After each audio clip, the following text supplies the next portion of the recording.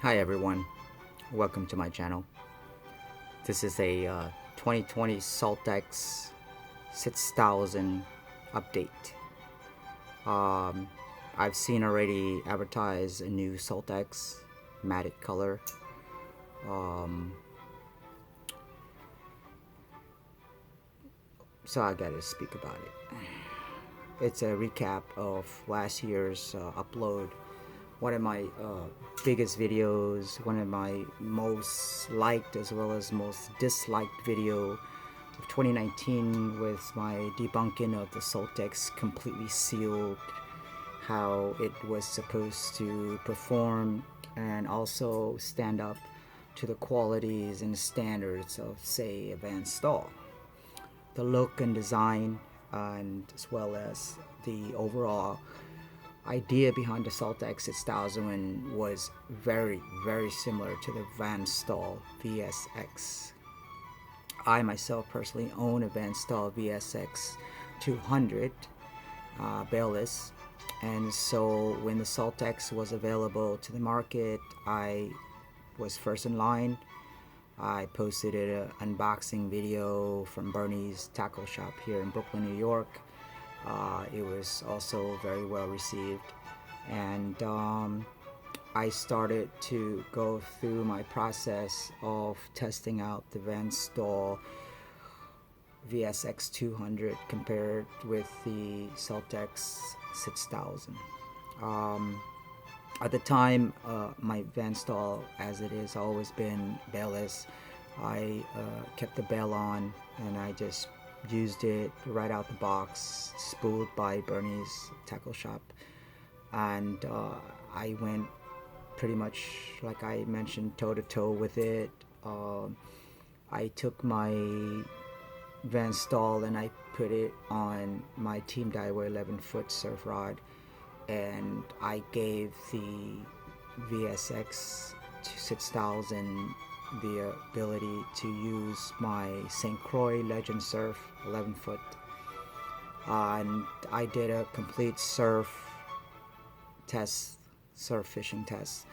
I did a bait chunking surf test. Everything was beach related. Everything, all tests were beach tests.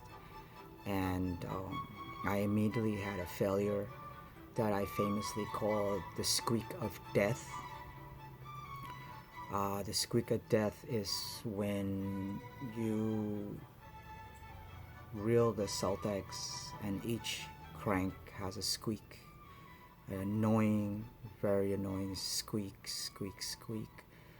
Um, with the fact that I was very comfortable with working with any mechanical devices as a background as an engineer, electrical and mechanical engineer. I was very comfortable opening it up and take a look at it, and the reason for opening it was really maintenance. I wanted to try to see if maybe the squeak could be remedied, but I couldn't figure it out. I went as far as the worm gear. I mean, I just went far in, and I just myself could not find anything that was wrong with it that I could remedy or fix immediately. Um, it started with sand, again sand, but not sand where I didn't do a test where I covered the reel and took it out of the sand and went fishing with it. I was not comfortable with doing that test. I know I can do that with the Van Stahl because I've done that already with the Van Stahl and it passed with flying colors. But I didn't want to do that with this. I don't know this product like that. I just couldn't believe their their their their idea that this would be comparable to the Van Stahl. So I just did basic surf casting and stuff like that. And the one time that a shark took the line and the reel and rod went flying, broke the rod holder. It was a big shark. It broke the rod holder and it went heading towards the ocean. I ran for it, grabbed it, pulled it out, landed the shark, released the shark, and during period in which the rod and the reel was being dragged into the ocean, that was the sand that came into the grooves. And when I took it out, I immediately dunked it, flapped some water on it, looked inside, see if there's anything. When I cranked it, done. The whole thing just went squeak of death after that. And I used the documentations that were presented in the box, and I tried to contact the company directly. Impossible. During the early stages of this release and production, the warranty system was not truly in place. They didn't want, I guess they didn't want you to deal with them directly yet at that time, because I contacted them directly, and after speaking to several representatives from their distributor, I was getting nowhere. Some of them didn't even know what Insultex was. Most of them took the part numbers as like another product they had. But so I went back to Bernie's and I told Bernie's, hey, we got to send this back. And Bernie's did the send off. When Bernie's did the send off, my video had started posting video of me opening it up, taking a look, see what's going on and everything. And that was just crazy. I had so many comments. I had so many attacks by Tsunami hardcore anglers that were devoted to them. I was attacked by other YouTubers. I was attacked by just everybody in the social media. Most of them was like, "Oh, you're not qualified. Oh, you did this wrong. You did that wrong. You that." And I responded with positivity. Okay. I never went against anybody. It's like, okay, that's your opinion. Great, thanks for coming by, making me opinion. You know, I stayed positive, and I met a lot of great people. I was contacted by a lot of great people. I had a lot of great subscribers that still follow me, and more importantly, at the end of me being bashed on YouTube and all that, I then finally started slowly seeing the other YouTubers who were professionally assigned as beta testers for these reels. Okay, like Joe Olivis from Hawaii, he's a beta tester registered with Tsunami, and he encountered the squeak of death, and he sent me the links to his squeak of death videos, and it just started escalating, and then it was like, okay, so maybe it's not so bad. Not that I was worried, because I don't monetize. I refuse to monetize, so I didn't really care about losing any money, all right, because there was money to gain. But it felt good knowing that other people who understood my views, that I was not being liable, and I definitely was not trying to, get them to, try to give me something out of nothing. I mean, it's a product that's supposed to work a certain way, and it didn't. All that being said, I was contacted by Tsunami engineer directly via cell phone. I spoke to him. He diagnosed my issue. He went through it, and his final thoughts were, well, I don't know what's wrong, but I know the AR clutch is bad. It's broken. It's not installed correctly. It's off kilt, all that good stuff. So he replaced the AR clutch, the whole entire assembly. I mentioned that my knob wasn't working well, so he replaced that as well. And he sent it back to me, and he even sent me a video on his cell phone of him testing the reel out that was mine, that he repaired, and it seemed on the video everything was fine. And when I got the reel, I did an unboxing of the return reel, and right away, the first 30 seconds, putting it on, reeling it, squeak of death, squeak of death, squeak of death.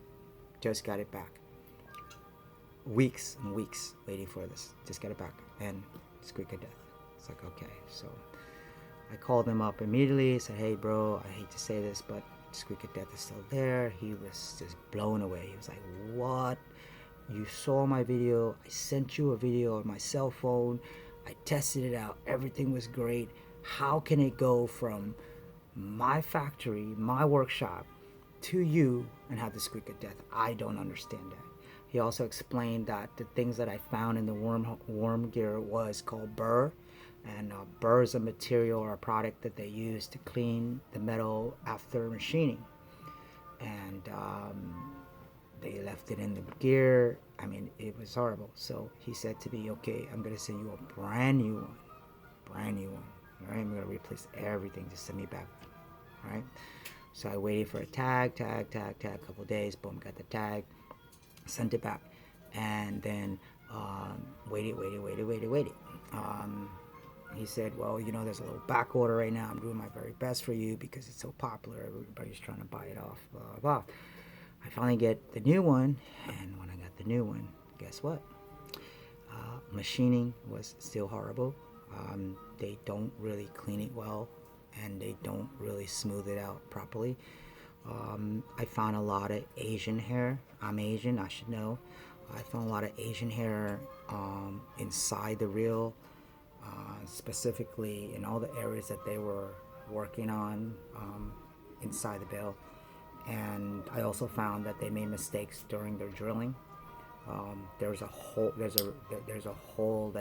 two holes that they drill under here.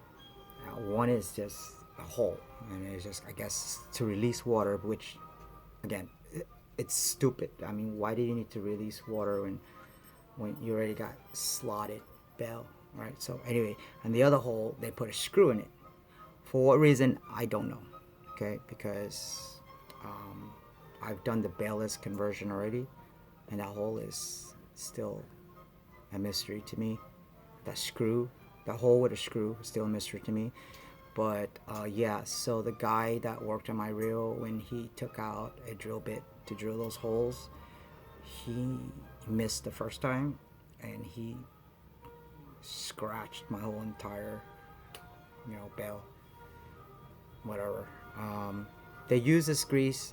It's white. I don't know what it's called, but it's a white grease, and they love using it. As a matter of fact, in my videos when I opened it up, that's most of the ways that they seal it. They use rubber gaskets, and some of the rubber gaskets don't fit properly on this frame. There's a rubber gasket all along here, and that rubber gasket isn't shape to this. They just made a big O rubbering, and they lay it down, and then when they seal it, it then forms to this shape. It's not really the shape. Like it doesn't even fit properly. Like it is always some tension and issues behind it, and yeah. So they use a lot of white grease everywhere that they think water's gonna come in, everywhere they know that it could be compromised. That's how they prevent it. They just use white grease. Okay. With that being said, I'm mentioning this white grease because this white grease is some of the culprit of sand and grit. Okay, because this white grease is so much and abundant that when sand or grit does get into it, it will stick to it. It'll literally just stick to it. And if it's near a moving part, then you're going to get scrapes. And if it is not rinsed off properly and thoroughly visually inspected, it will continue into this crevice. And then if there's a seal behind that, it'll rip that seal, and then again, you'll have squeaking and metal parts touching. And that's what they've continued doing. Again, I've seen new Saltex coming out, matted black. I don't know how that would change the fact that they are giving you a semi-professional product. I believe that I have not personally seen or touched the black 6000. I don't know if it's made of a plastic maybe to prevent the sand from staying on this really badly machined stainless steel or aluminum that they call it. I spoke about metallurgy a lot. I stated that, friction can build, especially during cranking.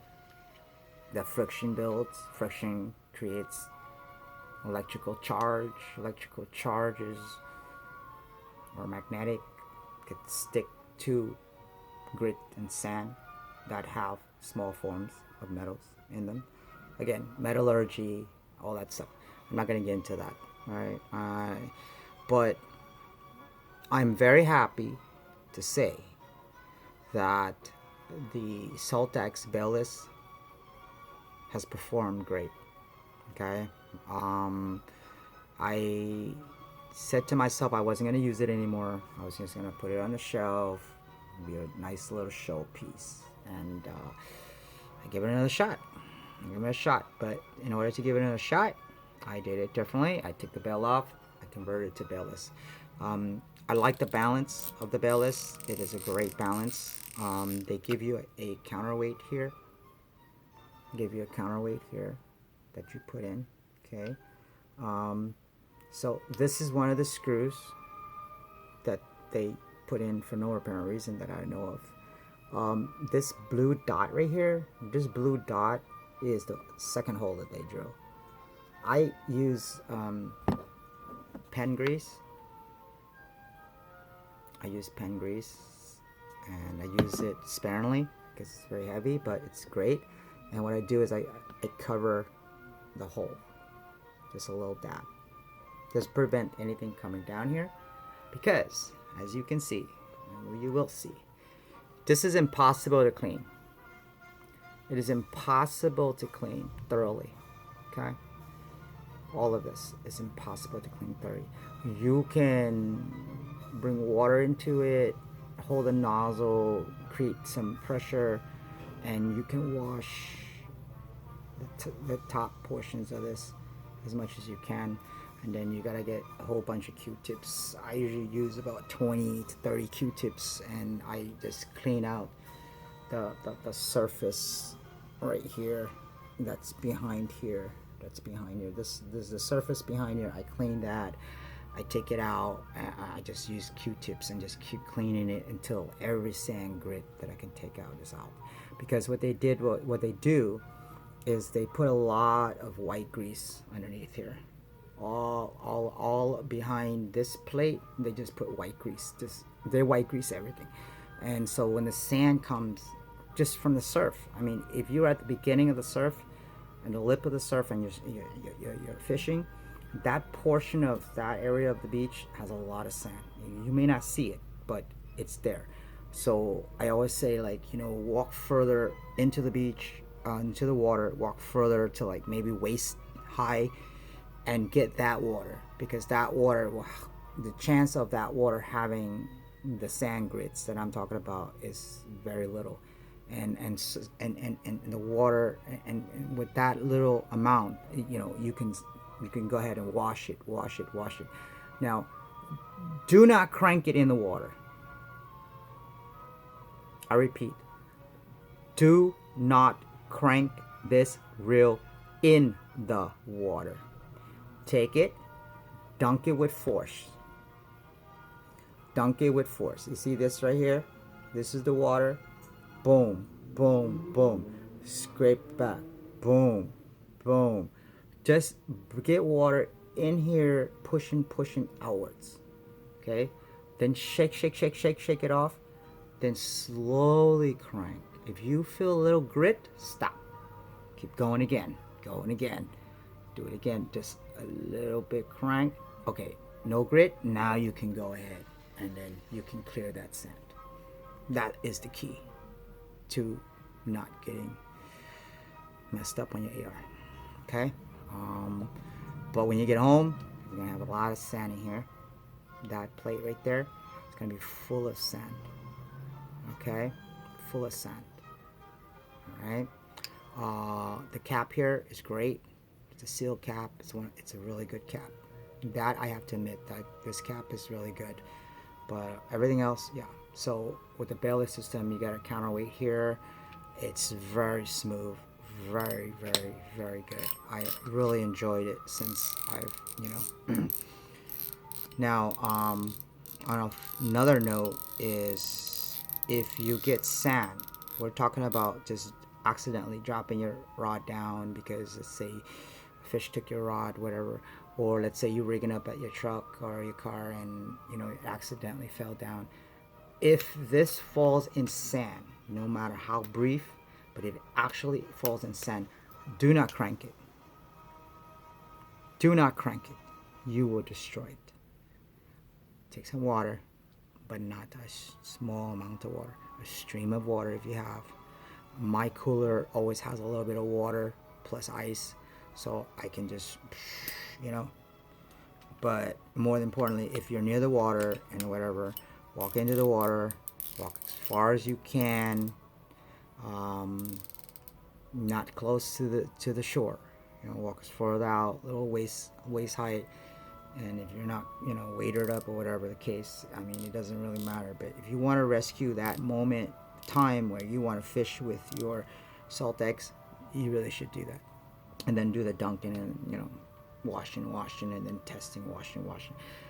Because the sand will go, when this thing, this is the sand. When it falls into sand like this, all right? When it falls into sand, right? This is the sand. All of this has sand. All of this has sand. You can't get in here. You can only get in here. Okay? Now, also when that happens, a lot of times you're going to notice, you're going to hear grinding sand sound. Where that's coming from is here, the knob. Okay? So this screw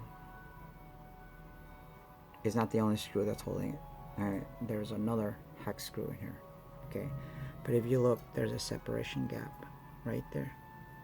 Yeah, even that can get sand stuck, like literally stuck. And when you turn it, you're gonna hear, and then you're gonna think it's this, but no, it's really this. So try to feel, like if you hear crank and sand, try to hear and feel that it's this. If it's this, there's not much you can do. I mean, it's not like you walk with this big screwdriver. And again, this is soft aluminum. One little anything will nick it, period. You got to use rubberized tools, which I use, or you got to use covered heads.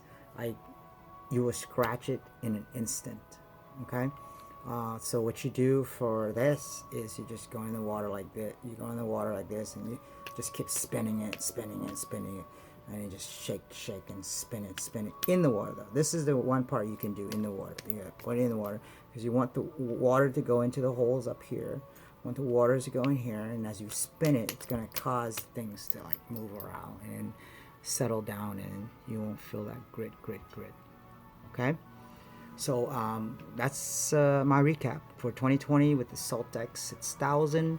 I hope that it's helpful for everyone and anyone that's interested in the Saltex.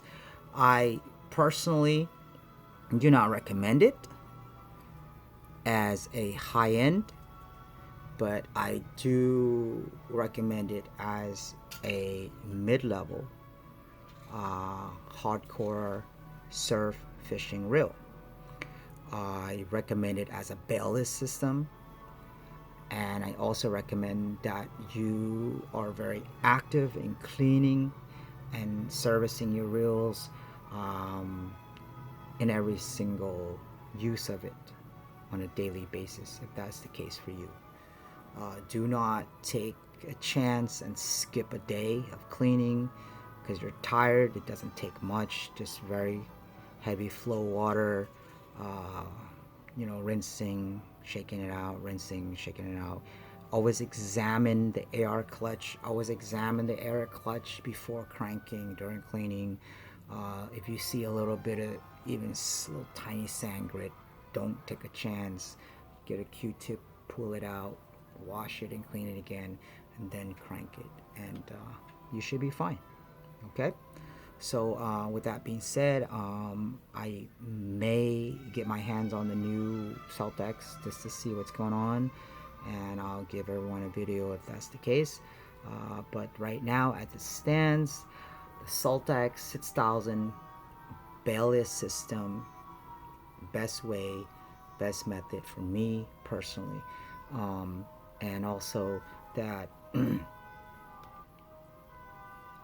everyone is calling it a prototype. Okay, everyone in YouTube that has a channel that's monetizing, they call it a prototype. And they're still calling it. It's 2020. They still call it a prototype. All right. So I don't know what that's all about. So I'm gonna let you hear this.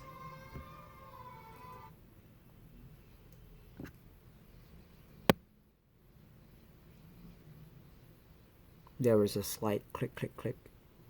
But yeah, that's normal. I mean, that's from the sand that got in over the weekend, and there, and also there's a separation. There's a little slight separation in the AR clutch, you know. But I'm not gonna open it, and I won't refuse to open it because it's just not worth it. I'll just keep using it and keep doing what I know works. Thank you, YouTube. Have a great day. Fish on tight lines. OFD.